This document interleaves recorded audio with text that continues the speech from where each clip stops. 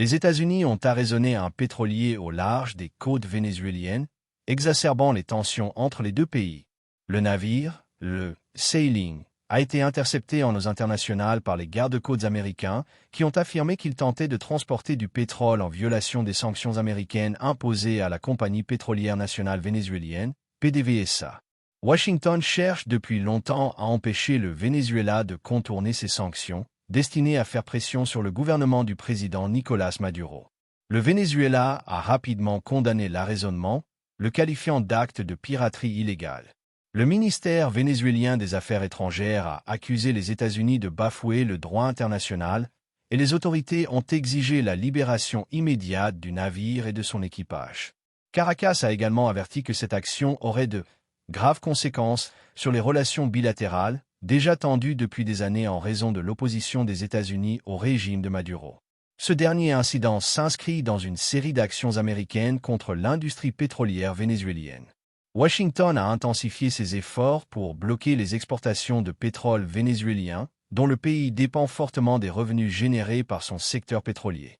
Si cette saisie a exacerbé les tensions diplomatiques, elle témoigne également de la détermination des États-Unis à maintenir la pression sur Maduro, malgré un récent assouplissement des sanctions dans le cadre des efforts déployés pour relancer les négociations entre le gouvernement vénézuélien et l'opposition. 2 of the agenda. I now give the floor to Her Excellency, Ms. Elina Valtonen, please. Madame la Présidente, Excellence, je vous remercie infiniment de l'opportunité qui m'est offerte de m'adresser au Conseil de sécurité en ma qualité de présidente en exercice de l'OCE. Il y a 50 ans, en 1975, la conférence sur la sécurité et la coopération en Europe s'est réunie en Finlande et a adopté l'acte final d'Helsinki, jetant les bases de l'OCE d'aujourd'hui. Ces principes sont à l'image de la Charte des Nations Unies. Égalité souveraine, intégrité territoriale, l'inviolabilité des frontières, le refus de recourir à la menace ou à l'emploi de la force, le respect des droits de l'homme. Pendant 5 décennies, l'OCE a été là, gardienne de ces principes et a veillé à ce que les États rendent des comptes. Elle continue de le faire. Au plus fort de la guerre froide, ce qui a rendu l'esprit d'Helsinki novateur, c'est la reconnaissance que la sécurité n'est pas simplement une question de régulation des comportements entre gouvernements. Elle est indissociable des droits des individus. Accorder des droits fondamentaux à ses citoyens est un devoir pour chaque État participant. Dans les années qui suivirent, l'esprit d'Helsinki a permis aux gens ordinaires, souffrant d'oppression derrière le rideau de fer d'entrevoir l'espoir et finalement de faire tomber ce mur. Ce même esprit est encore visible aujourd'hui dans toute la région de l'OCE. Une fois encore, la force du bien réside dans le peuple. Et si on leur en donne le choix, les gens choisissent la liberté. C'est l'essence même des principes d'Helsinki. Madame la Présidente, la guerre d'agression menée par la Russie contre l'Ukraine est la guerre la plus importante et la plus longue en Europe depuis la Seconde Guerre mondiale. En Ukraine, la Russie viole la Charte des Nations Unies et chacun des 10 principes d'Helsinki. Soutenir l'Ukraine et promouvoir la responsabilité pour les violations du droit international ont été au cœur de l'action de notre présidence. J'appelle chacun à soutenir l'Ukraine dans la réalisation d'une paix juste et durable, dans les plus brefs délais. Je suis convaincu que l'issue de cette guerre déterminera de manière décisive l'avenir de la paix et de la stabilité, non seulement en Europe, mais dans le monde entier. Elle mettra également en lumière la mesure dans laquelle l'agresseur, membre permanent de ce Conseil, respectera la Charte des Nations Unies et le 10e principe d'Helsinki, qui exige que les obligations découlant du droit international soient remplies de bonne foi. Durant notre présidence, nous avons pris des mesures pour garantir que la Russie rende des comptes pour ses violations du droit international, notamment la déportation illégale des enfants.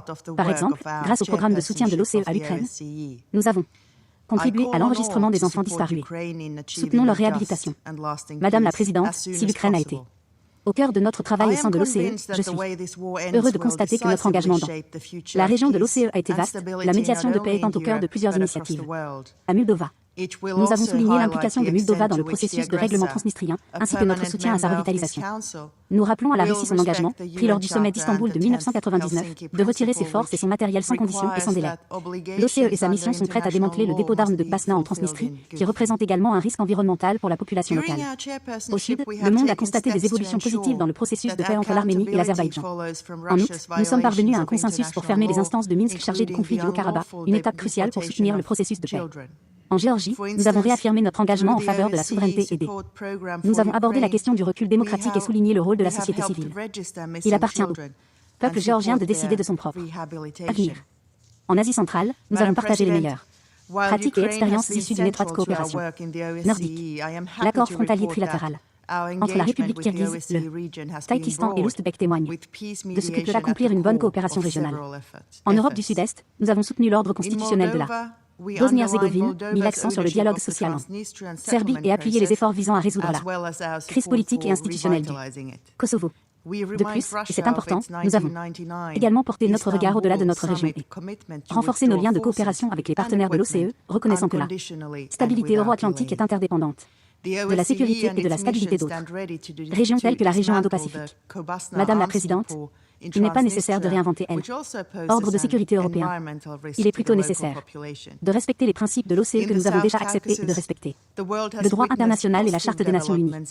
Il est également nécessaire d'utiliser pleinement l'OCE, conformément à sa vocation. L'OCE recèle un grand potentiel. Nous avons abordé la question du recul démocratique et souligné le rôle de la société civile. Il appartient au peuple géorgien de décider de son propre avenir. En Asie centrale, nous avons partagé les meilleures pratiques et expériences issues d'une étroite coopération nordique.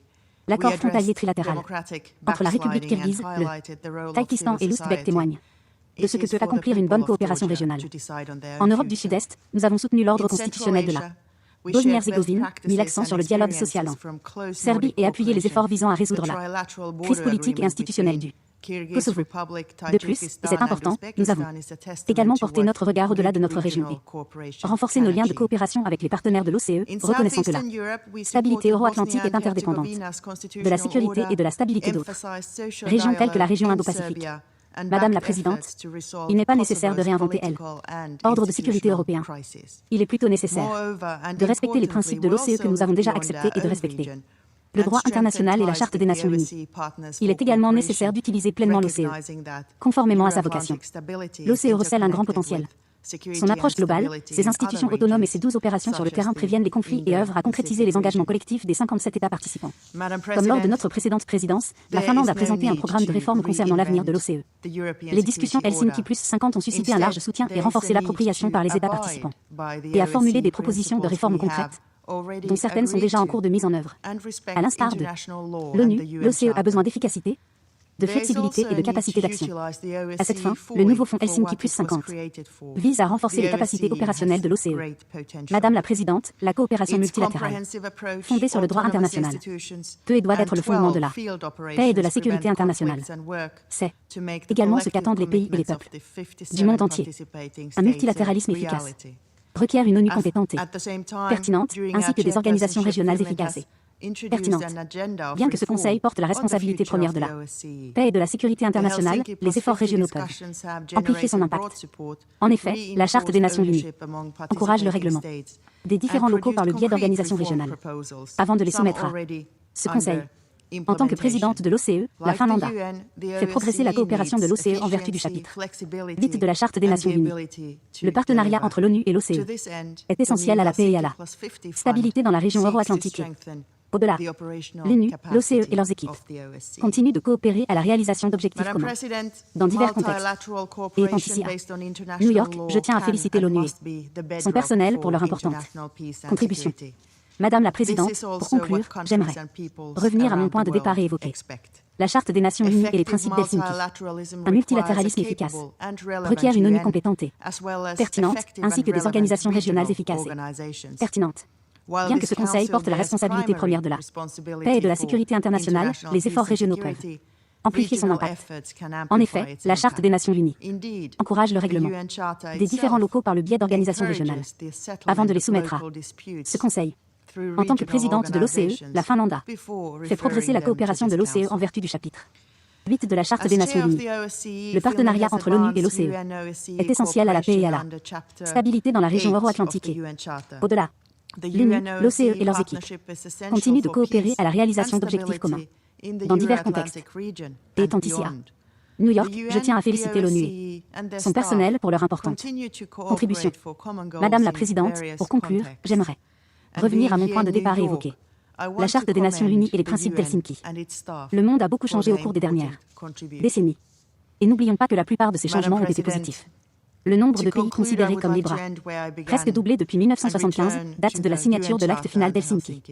Au sein de l'OCE, le nombre absolu de sociétés indépendantes, démocratiques et libres a augmenté, d'environ 15 pour atteindre plus de 40. Partout dans le monde, les gens vivent plus longtemps, sont en meilleure santé et mieux instruits. Ils sont plus libres que jamais de façonner leur propre avenir. C'est là l'esprit indéfectible de L. Acte final d'Helsinki. Un esprit qui vit dans les mains, les cœurs et les esprits de celles qui osent croire que la liberté est un droit pour tous et non un privilège pour quelques-uns. Le pouvoir de démolir les murs appartient au peuple. Il en a toujours été ainsi et il en sera toujours ainsi. Je vous remercie. This is the enduring spirit of the Helsinki Final Act, a spirit that is alive in the hands, hearts, and minds of those who dare to believe that freedom is a right for everyone, not the privilege for the few. The power to tear down walls lies with the people. It always has and it always will. I thank you. I thank Her Excellency Ms. Valtonen for her briefing, and I shall now make a statement. L'ancien président américain Donald Trump proposerait un nouveau visa, la carte d'or, qui accorderait à ses détenteurs un accès exclusif à divers privilèges, notamment la possibilité d'éviter l'expulsion et un traitement prioritaire en matière juridique et d'immigration. Ce visa, dont le coût s'élève à $1 million, est présenté comme un produit haut de gamme destiné aux personnes recherchant un traitement de faveur de la part du gouvernement américain. Ses détracteurs affirment que ce programme transforme la citoyenneté et le statut d'immigrant en marchandise pour les plus fortunés, alimentant ainsi les débats sur les inégalités et l'équité de la politique d'immigration américaine. La carte conférait à ses titulaires un ensemble unique d'avantages juridiques, tels que le traitement accéléré des demandes d'immigration et la possibilité d'obtenir une protection spéciale contre l'expulsion, bien que les détails concernant l'ensemble des services offerts restent flous. Trump aurait présenté cette carte comme un moyen pour les investisseurs étrangers, en particulier ceux originaires de pays entretenant des relations tendues avec les États-Unis, de s'attirer les faveurs de l'establishment politique américain. Bien que l'équipe de campagne de Trump n'ait pas encore fourni de précisions sur la mise en œuvre du programme, cette initiative risque de susciter des contestations judiciaires et un examen minutieux de la part des défenseurs de la réforme de l'immigration et des décideurs politiques. Les critiques remettent en question l'éthique d'un tel dispositif, arguant qu'il compromet l'intégrité du droit américain de l'immigration et pourrait encourager un système privilégiant l'argent au détriment du mérite.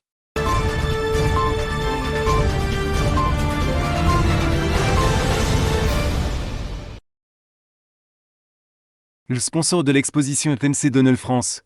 Le sponsor de l'exposition est Service de nettoyage Monsieur Propre.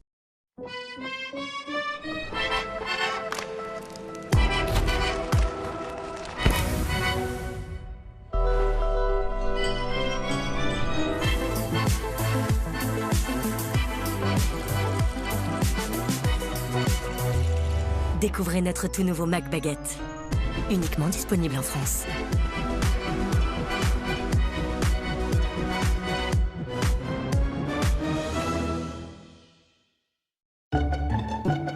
Vous avez l'impression que la graisse se répand partout dans votre cuisine? Eh bien, regardez de plus près, elle n'est pas seule. En réalité, la graisse forme un cocon protecteur qui permet aux bactéries de se développer rapidement. Nouveau Monsieur Propre, Flash Propreté. Dissout rapidement la graisse, tout en éliminant 99,9% des bactéries et le virus de la Covid-19. Pour des surfaces impeccablement propres et saines, tous les jours, sans effort. C'est ça, la propreté de Monsieur Propre. Monsieur Propre.